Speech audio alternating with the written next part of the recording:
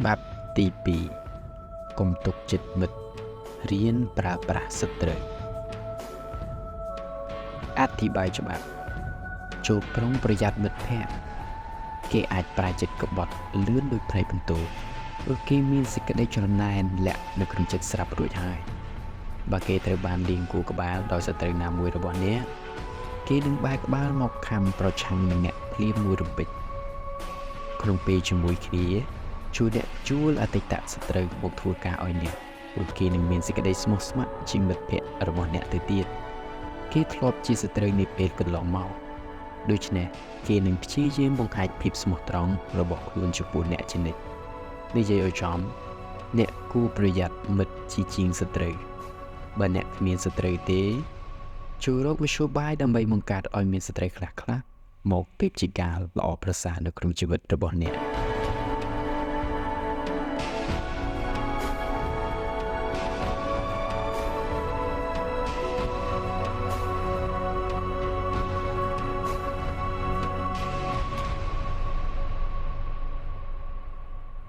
ប្រព្រឹត្តចាកកន្លងច្បាប់នៅពាក់កណ្ដាលសតវត្សទី19មានបុរសក្មេងម្នាក់ឈ្មោះថា Michel ទី3បានឡើងសោយរាជ្យនៅរាជបល្ល័ង្កនៃចក្រភព Byzantine ហើយការឡើងសោយរាជ្យរបស់ទ្រង់នេះវាធ្វើឡើងបន្ទាប់ពីព្រះបិតារបស់ទ្រង់ត្រូវបានគេធ្វើឃាតនិងព្រះមាតារបស់ទ្រង់ត្រូវបានគេបណ្តេញចេញពីរាជវាំងទៅរស់នៅក្នុងព្រះវិហារហើយរឿងទាំងអស់នេះគឺកើតឡើងដោយសារតែពូរបស់ស្ដេច Michel ដែលមានឈ្មោះថា Bades មូលហេតុដែល Bades ធ្វើបែបនេះគឺក្នុងគោលបំណងចង់ឲ្យស្ដេច Michel ឡើងសោយរាជ្យទាំងវ័យក្មេងនៅពេលដែលស្ដេច Michel ឡើងសោយរាជ្យទាំងវ័យក្មេងគឺទ្រង់ហុំព័ទ្ធដោយពួកអូក្រិតជនហុំព័ទ្ធដោយពួកចូលចិត្តប្រើអំណាចនិងអំពើពុករលួយជុំវិញព្រះអង្គហើយនៅក្នុងស្ថានភាពបែបនេះ Michel ត្រូវការជ្រើសរើសមនុស្សចំណិតនិងជាអ្នកដែលគួរទុកចិត្តបាននៅចិត្តព្រះកាយរបស់ព្រះអង្គហើយព្រះអង្គក៏បានជ្រើសរើសយក Basilis ដែលជាមិត្តចំណិតរបស់ព្រះអង្គតែ Basilis នេះទៀតដែរគឺគាត់ត្រឹមតែជាក្មេងដែលមើលតែក្រសេះប៉ុន្តែអ្វីដែលគាត់មានចំពោះ Michel គឺការបង្ហាញសេចក្តីគោរពការបង្ហាញនូវសេចក្តីដឹងគុណដ៏ជ្រាលជ្រៅទៅកាន់ Michel ដូច្នេះហើយ Michel ក៏សម្រេចចិត្តជ្រើសរើស Basilis ធ្វើជាមនុស្សចំណិតតាមរយៈការជ្រើសរើសនេះ Michel បានផ្គត់ផ្គង់ Basilis បានផ្ដល់នូវអ្វីគ្រប់យ៉ាងដល់ Basilis រហូតដល់ក្លាយទៅជាមនុស្សដែលមានចំណេះដឹងខ្ពង់ខ្ពស់ក្លាយទៅជាមនុស្សដែលមានអំណាចនៅក្នុងរាជវាំងមិនយូរប៉ុន្មានតាមការផ្គត់ផ្គង់និងការផ្ដល់ឲ្យរបស់ស្ដេច Michel ទៅកាន់ Basilis ចាប់ផ្ដើមមានអំណាចចាប់ផ្ដើមមានអំនួត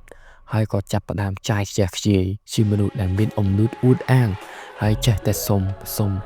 រហូតស្ដេច Michel ក្លាយទៅជាស្ដេចដែលទុនខ្សោយអំណាចនៅពេលដែលស្ដេច Michel ទុនខ្សោយអំណាច Basilis បានប្រើប្រាស់អំណាចរបស់ខ្លួនដើម្បីបញ្ចុះបញ្ចូលស្ដេច Michel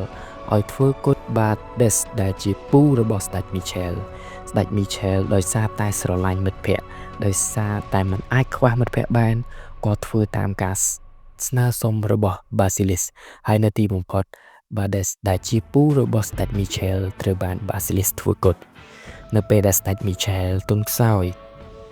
ស្ដេច Michel រំពឹងថា Basilis នឹងតបស្នងគុណទៅកាន់គាត់ប៉ុន្តែអ្វីដែលគាត់ទទួលបាន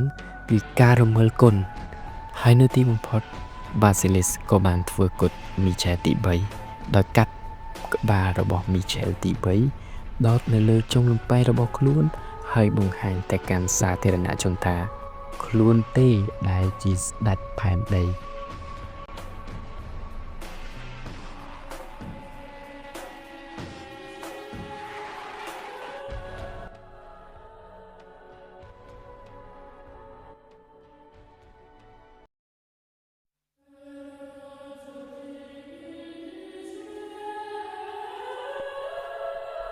បកស្រាយច្បាប់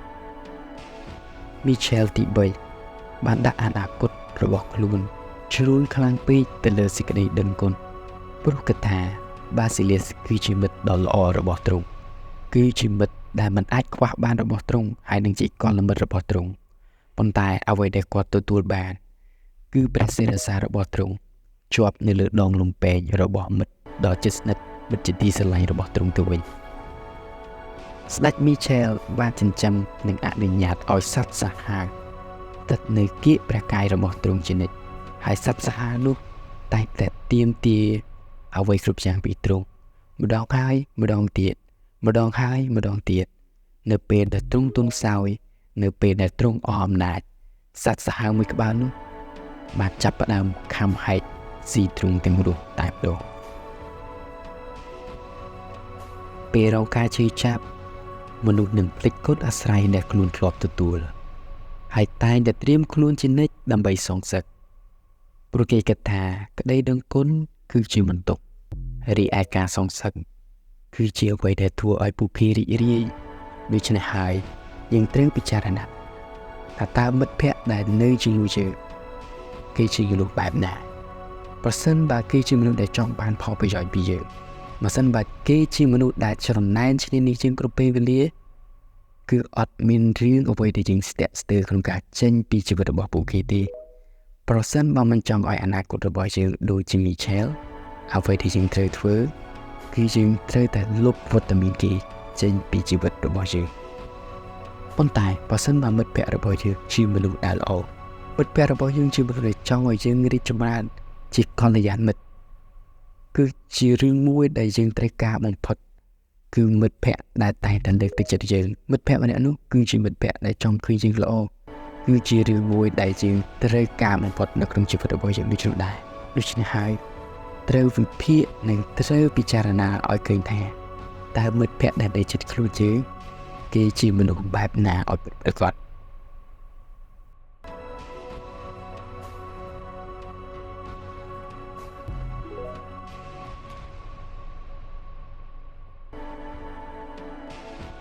ហ៊ាននៃការប្រើប្រាស់សត្រូវអាចជាកំពែងរឹងមាំក្នុងការការពារនិងការធានានូវសុវត្ថិភាពរបស់យើងសត្រូវអាចប្រែក្លាយជាមិត្តដ៏ល្អបំផុតនិងជាមនុស្សម្នាក់ដែលហ៊ានលះបង់ដើម្បីបង្ហាញនូវសេចក្តីស្មោះសរនិងសេចក្តីស្មោះស្ម័គ្រចំពោះយើងនៅពេលដែលយើងជួបនៅបញ្ហាសត្រូវប្រៀបដូចជាអាវុធមួយចំនួនដែរប្រសិនបើយើងកាន់ចំមុខអាវុធយើងនឹងមុតដៃប៉ុន្តែបើសិនបើយើងដឹងពីរបៀបកាន់យើងនឹងទទួលបានផលប្រយោជន៍វានឹងការពារយើងគ្រប់មជ្ឈដ្ឋានគ្រប់ស្ថានភាពហើយនឹងគ្រប់កលៈទេសៈទាំងអស់សត្រូវនឹងយល់ព្រមធ្វើតាមសំណើរបស់យើងដោយគ្មានលក្ខខណ្ឌប្រសិនបើពួកគេទទួលបានផលប្រយោជន៍ពីយើងប្រសិនបើពួកគេទទួលបានផលចំណេញពីយើងហើយអ្វីដែលកាន់ជាពិសេសទៀតនោះគឺសត្រូវគឺបង្រៀនយើងឲ្យមានភាពច្បាស់លាស់បង្រៀនយើងឲ្យមានការប្រុងប្រយ័ត្នខ្ពស់និងបង្រៀនយើងកុំឲ្យមានអំនួតលើខ្លួនឯងបង្រៀនឲ្យយើងចេះអភិវឌ្ឍខ្លួនជារៀងរាល់ថ្ងៃព្រោះថានៅពេលដែលយើងនៅជាមួយសត្រូវយើងនឹងមានការប្រុងប្រយ័ត្នជានិច្ចយើងនឹងខិតខំអភិវឌ្ឍខ្លួនឲ្យល្អប្រសើរជានិច្ចដើម្បីឲ្យយើងកាន់តែល្អប្រសើរជាងសត្រូវនិងខ្លាំងពូកែជាងសត្រូវដូចនោះដែរលើកមួយទៅទៀតសត្រូវនឹងខ្លាចជាមិត្តដ៏ល្អរបស់យើងនៅពេលដែលយើងបង្ហាញនៅសេចក្តីស្អាតស្អំនៅពេលដែលយើងបង្ហាញនៅសេចក្តីស្រឡាញ់ទៅកាន់សត្រូវដូចនោះដែរដូច្នេះហើយបើសិនបើនៅក្នុងជីវិតរស់នៅរបស់យើងមិនមានសត្រូវទេចូលព្យាយាមបង្កើតនៅសត្រូវខ្លះហើយបន្ទាប់មកប្រើនៅកលល្បិចដើម្បីប្រើប្រាស់ពួកគេ